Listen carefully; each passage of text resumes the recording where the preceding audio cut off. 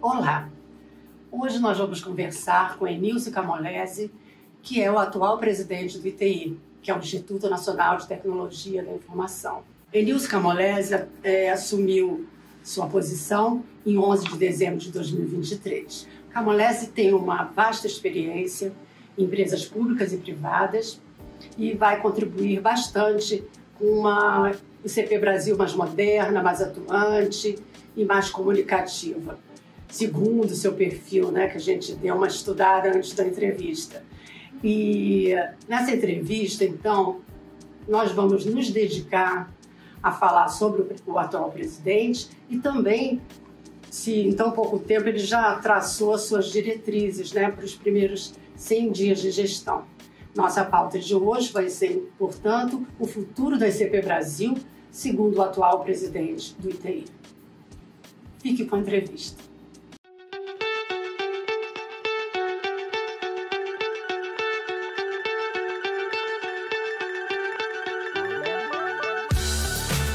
Boa tarde, presidente Enilson Camolese. É um prazer recebê-lo aqui no Cripto ID, com uma primeira entrevista para um canal de comunicação.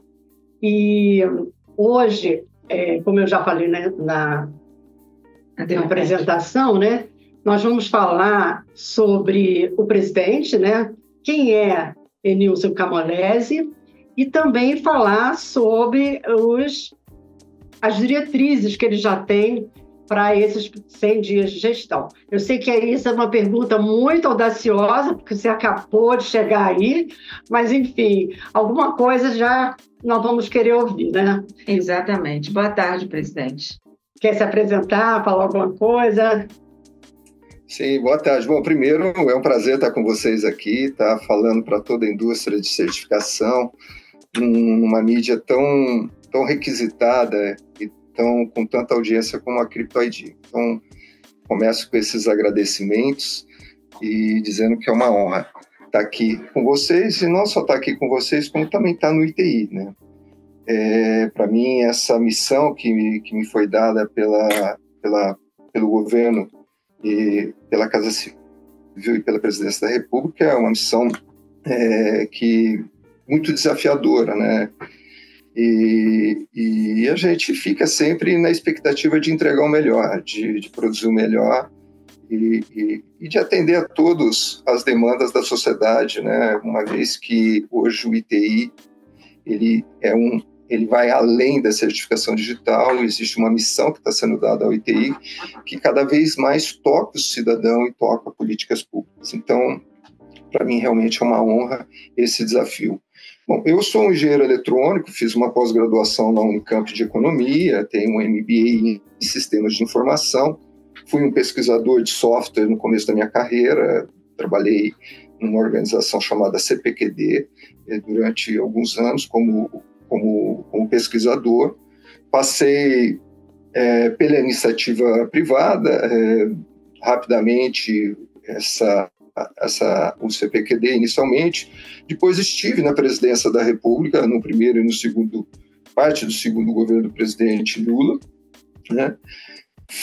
Voltei para a iniciativa privada, por onde passei 13 anos como diretor de uma das maiores empresas do Brasil, e agora recebo esse convite para estar retornando à atividade pública e com desafios maiores do que aqueles que eu encontrei quando estive na primeira passagem. Então, sou uma pessoa que cresceu no mundo de tecnologia e dentro desse mundo tenho procurado, ao longo desses mais de 35 anos de experiência na área, acompanhado todas as disrupturas que aconteceram ao longo desse tempo. Evidente, eu sou de uma geração que está vivendo essa transição do analógico para o digital. E é desafiador, e é desafiador por si só você acompanhar essas disrupturas, né? A tecnologia hoje ela tem um ciclo cada vez menor, né, de obsolescência e um ciclo cada vez mais disruptivo. Então, isso por si só é uma coisa que me instiga, que me provoca, e esses desafios eu gosto de lidar, de estar sempre acompanhando a tecnologia. E acho que a minha formação me permitiu sempre me manter up to date nesses assuntos. Sou casado, né? Aquela questão pessoal, tenho 4 filhos, né? Enfim, e eu tenho certeza é paulista? que... Mora em Brasília? Estou morando em Brasília, já desde 2003 eu moro em Brasília, né? Eu me formei na Unicamp e de lá passei parte da minha vida em Campinas, como da minha vida profissional, né? E a outra parte eu estou em Brasília. Aqui eu continuei trabalhando aqui na Telefônica Vivo aqui em Brasília, né? Meu headquarter era aqui, tinha equipe em vários locais do Brasil, mas enfim, eu, como o próprio sotaque, eu acho que pode mostrar, eu sou do interior de São Paulo, né? Então isso, a gente sempre carrega essa questão, esse sotaque de São Paulo que todo mundo conhece, né? Não tem como esconder, mas eu tenho muito orgulho de ter vindo de São Paulo e muito orgulho também de viver e conhecer Brasília, que é um lugar multifacetado, onde vários Brasis se encontram, né? Então, é um lugar bem diversificado. Então, basicamente, a minha vida um pouco, num pequeno resumo, é isso, Regina e Suzana. Muito bem, muito obrigada. Agora, vamos voltar para a sua carreira, né? Qual é a sua expectativa em contribuir com o ITI, aproveitando, né, essa sua vivência e trajetória profissional? É uma pergunta muito simples que pode trazer uma resposta muito aberta. Minha expectativa é a maior e a melhor possível, né? Eu acho que pelo fato de eu conhecer os 2 mundos, o mundo privado, a fundo, lidando com board, com os negócios, e também ter passado parte significativa da minha vida profissional trabalhando no mundo público, eu consigo entender esses 2 universos e procurar o melhor deles e promover essa aproximação e essa sinergia. Então, para o gestor público, você chegar sem conhecer nada do mundo público é muito árduo. Ao mesmo, porque a gente vive num mundo cheio de legislações que norteiam a atividade pública. Por outro lado, para o gestor público trabalhar num mundo que hoje é regulado, né? A ICP é um mundo regulado, né? Existe uma regulação por trás da infraestrutura de chave pública. Sem você conhecer minimamente a dinâmica de mercado, também se torna uma atividade bastante árdua. Eu acho que eu consegui, com a minha formação e com a minha experiência, eu consigo, e a minha experiência dentro do mundo público foi dentro da Presidência da República, dentro de prefeitura também, e no mundo privado foi em grandes empresas brasileiras. Eu acho que eu consigo trazer esse equilíbrio para dentro da gestão do ITI, né? Um olhar que consegue enxergar muito bem os 2 mundos, o que é política pública, o que são as necessidades e as expectativas de mercado. Então, eu estou muito à vontade nessa cadeira, apesar de saber que ela é muito importante, ela é muito grande, né? E eu quero ocupá-la da melhor maneira possível. Agora, eu queria te perguntar sobre o comitê gestor. O comitê gestor óbvio, né? Importantíssimo, porque ele faz as regulações e tudo isso. E sem o presidente do ITI, nós ficamos, ano passado, praticamente sem nenhuma reunião. Não sei nem se praticamente ou se não teve mesmo nenhuma reunião do comitê gestor. Então, a gente queria que você falasse um pouquinho do comitê gestor, se vai ter novas nomeações, o que você pode falar sobre isso? Bom, primeiro eu vejo como uma entidade como vocês extremamente substantiva, né? Eu acho que as pessoas que conhecem um pouco a ICP Brasil e têm acompanhado a criação dela, o desenvolvimento dela nesses últimos 20 anos, me viram já como coordenador do comitê gestor. Eu já fui coordenador do comitê gestor no passado, enfim, eu acho um ambiente, como eu disse, nós estamos dentro de um mercado que tem um nível de regulação que é importante para ter transparência, as normatizações técnicas e o próprio funcionamento desse mercado. E eu gosto muito desses ambientes multilaterais. Eu acho que mais do que você ter um ambiente de comando e controle na regulação, você ter um ambiente multilateral te permite você... Isso não chega a ser um ambiente autorregulado, mas se aproxima muito também de um espaço de autorregulação. A partir do momento que você tem agentes que são regulados dentro do espaço de decisão das regras que vão ser construídas, né? Então, isso aumenta o nível de responsabilidade, né? Aumenta o nível de responsabilidade dos atores que estão ali.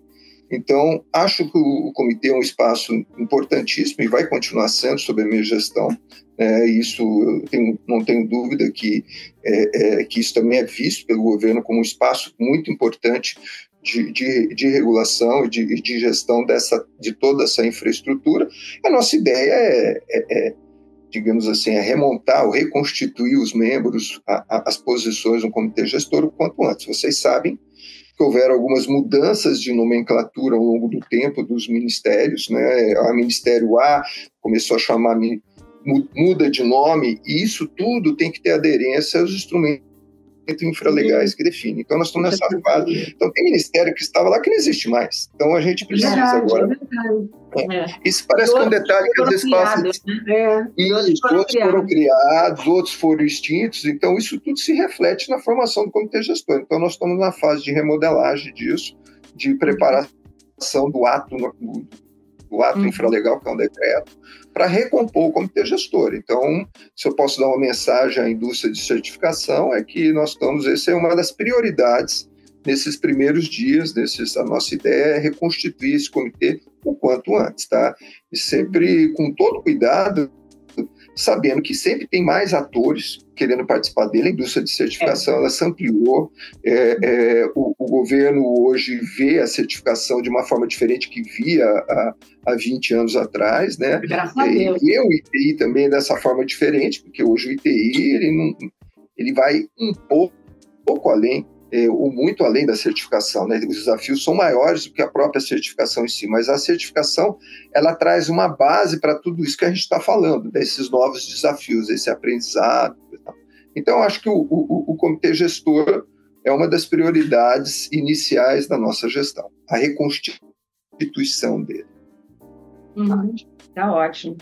Bom, agora a gente vai abrir o espaço aqui para você, para trazer uma mensagem para os nossos leitores, principalmente para os entes da ICP Brasil, que faz parte a nossa grande audiência está relacionada a essas pessoas. Sim. Então, fica aberto aqui o espaço para você passar essa mensagem para eles. E se já puder adiantar alguma coisinha sobre as diretrizes, o que vem por aí, seria interessante também. Algumas prioridades, talvez, né?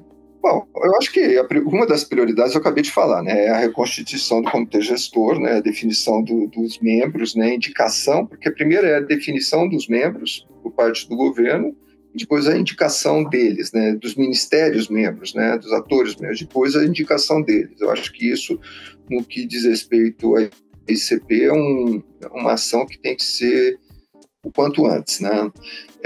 No que diz respeito à indústria de certificação, é muito interessante o que eu vivi nos últimos anos, e olhando como um ator exógeno dessa indústria, mas acompanhando alguns movimentos dela.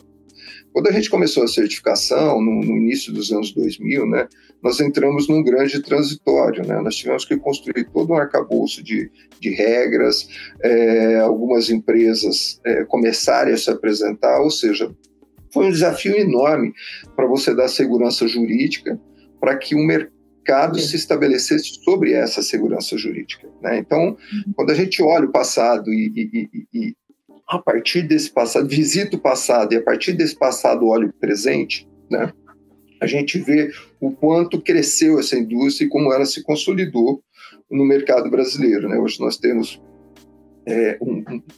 uma dezena, um grande número de players, né, que foram apostando nessa segurança jurídica e regulatória que a ICP deu para esse mercado. Agora, hoje, quando a gente olha, a gente vê uma indústria consolidada, né? E ela só se consolida porque ela fez a lição de casa, porque ela se manteve atual, porque ela se manteve séria, porque ela é respeitada pelos atores que utilizam desses instrumentos e desses produtos por ela produzidos e comercializados. Nós estamos falando essencialmente dos certificados, né? Então, a mensagem que eu tenho para dizer é que os primeiros 20 anos foram anos que a gente passou por um grande transitório e a gente entrou num regime de consolidação. Agora, nós temos que ficar atento às disrupturas tecnológicas. Tá? Eu acho que quem trabalha com tecnologia não pode perder o bonde da história ou o bonde da tecnologia e ficar na estação esperando. Então, acho que o desafio maior está para a indústria de certificação, dela se mostrar cada vez mais relevante para seus usuários. Né? Então, eu acho que esse é o grande desafio, se manter atual e se manter significativa para eles. E dentro dessa questão de significativo ou não, a gente também tem que ressignificar um pouco o ITI. Né? Nós temos que olhar o ITI de tal maneira a ver tudo que está no entorno da criptografia, que está no entorno de chaves públicas, que está no entorno de assinaturas eletrônicas, que cada vez mais o ITI vai ser um provedor não só de certificados, mas por trás da indústria da assinatura eletrônica, e a gente não é segredo para ninguém, o sucesso que está sendo o GovBR, os desafios que estão por vir também de carteira de identidade nacional, que é um instrumento de cidadania importantíssimo, que não só de cidadania, mas que aumenta a segurança dos negócios, mas também a segurança pública, diminui, é um instrumento importante para enfrentar fraudes, e por trás de tudo isso nós temos o ITI. E a própria certificação digital como elemento colaborativo e participante desse. Então, acho que o mercado, coisas estão acontecendo que muita gente, às vezes, olha, eu vejo tudo como oportunidade. Eu vejo tudo como oportunidade. Tá? Por quê? Porque são coisas novas que estão se apresentando, mercados novos, com essa questão da assinatura avançada do GovBR, começa a se falar mais de certificado digital, que antes era uma coisa que ficou durante muito tempo com o ambiente restrito, né?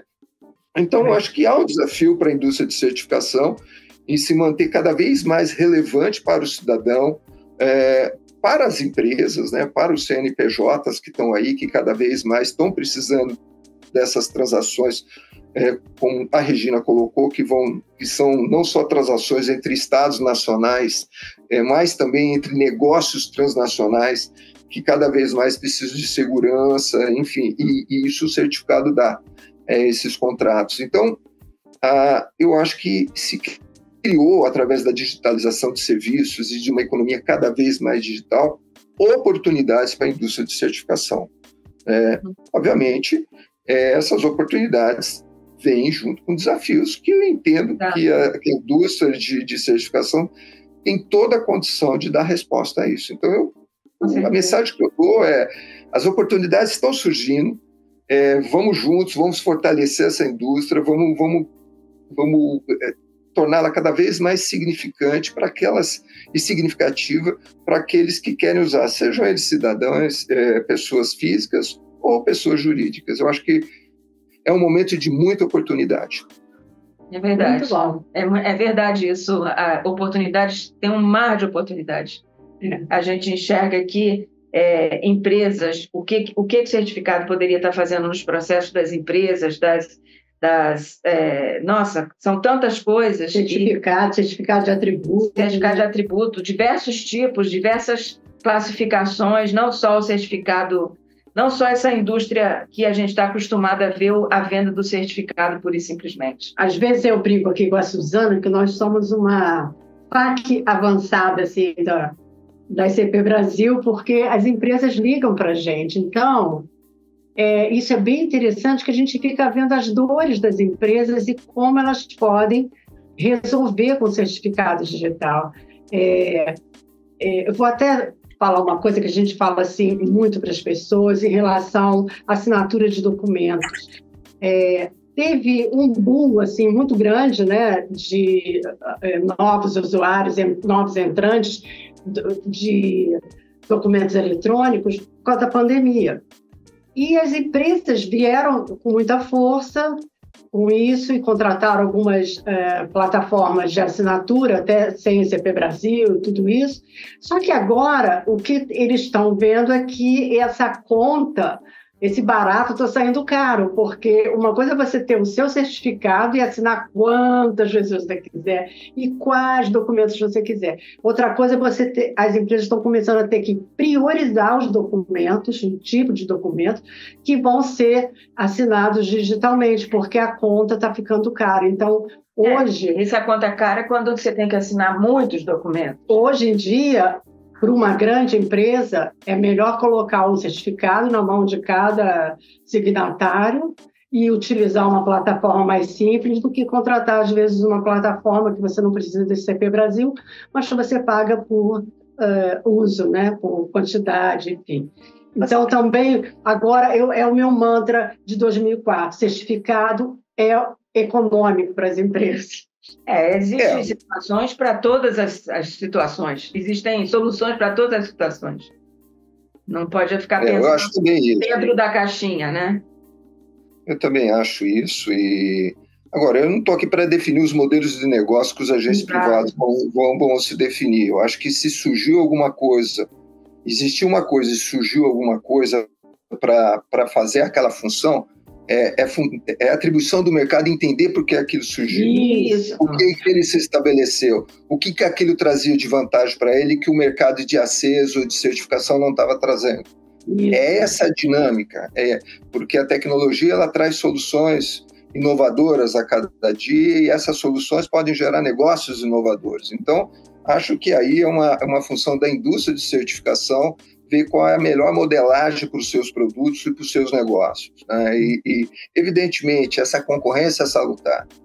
Eu não vejo problema nisso. Eu vejo que isso vai fazer com que cada um dê o seu melhor e busque o seu melhor para atender essas preocupações, inclusive, que vocês trazem aqui. Então, a nossa função aqui, enquanto ICP, também não só regrar o mercado, mas fazer com que essas regras, os impactos do negócio sejam os menores possíveis do ponto de vista do custo e permitir com que o setor possa concorrer com essas novas tecnologias e o mercado definir aquilo que seja interessante para determinadas coisas. Não tem como a gente impor certas coisas. A segurança é importante, o que me dá mais segurança? O custo é importante, a massa. Então, essa modelagem de mercado é uma atribuição que eu deixo aí para os especialistas de mercado para definir, né? Mas eu acho que tem o desafio e tem oportunidades, e a concorrência, nesse caso, eu acho que é salutar para que se busque os melhores modelos que possam fazer jus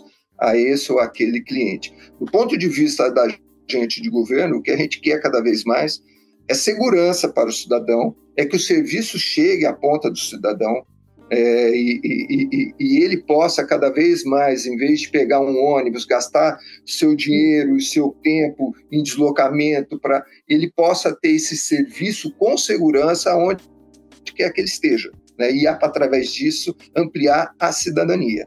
Esse é o nosso papel enquanto governo maior. Quando a gente está olhando o mercado, e quando a gente entra para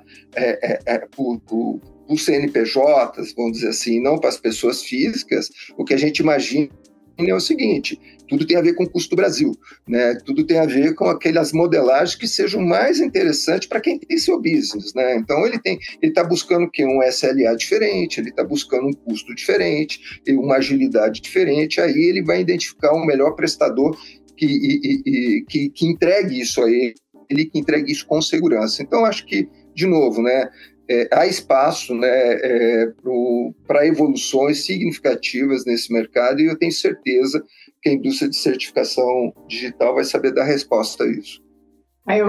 Nós também acreditamos nisso. Isso que você falou é muito importante, porque você tem que atender um cidadão que vai usar o certificado dele 2 ou 3 vezes no ano. Então, pagar, vamos dizer assim, por uso é muito interessante para esse cidadão. Uhum. E como também para as empresas ter o certificado que pode usar quantas vezes quiser, né? Sem precisar pagar por cada uso. Então, temos de tudo, estamos aqui. Agora, Nós queríamos, já encerrando seu tempo, né, que eu já estou aqui. Eu acho que já estou me ensinando. Já estou mostrando para ela aqui o horário. O seu tempo, que se deixar de falar verdade. toda a vida. Nós queríamos agradecer demais essa entrevista. Vamos aceitar o seu convite de ir presencialmente a conhecê-lo, né, Suzana? Fazer uma entrevista presencial. Vamos deixar passar. Vamos deixar passar assim uns 100 dias? O que você acha? Ou 60 dias? Mais próximo dos 100 dias. Porque para mim, um momento. De fato, você me perguntou o que eu acho as portas do ITI estão sempre abertas, né? A gente vai conversar com todos os agentes e todos os atores que constroem a indústria de certificação digital e também sempre olhando também e atendendo às demandas do próprio governo, né? Do próprio GovBR, do governo e da carteira de identidade, que são outros desafios grandes para o ITI, né? A gente formatar o ITI, estruturar o ITI de tal maneira que ele possa também dar respostas a esses desafios cada vez maiores do GovBR e da carteira de identidade. Eu acho que, se de um lado nós temos um mercado consolidado e estruturado, que precisa ser, de novo, como a gente já disse aqui, cada vez mais inovador, do outro nós temos desafios grandes da consolidação dessas novas demandas, seja pelo GovBR ou pela carteira de identidade nacional, que tem sido um sucesso, diga-se de passagem. É mesmo, sim. O que nós colocamos, os artigos que a gente coloca aqui sobre a carteira de identidade, como diz a gíria, né, bomba. A audiência é muito grande. Olha, muito obrigada e até a próxima entrevista, tá, presidente? Um beijo. Tchau. Até logo. Muito obrigado pela atenção de vocês e dos ouvintes. Obrigada.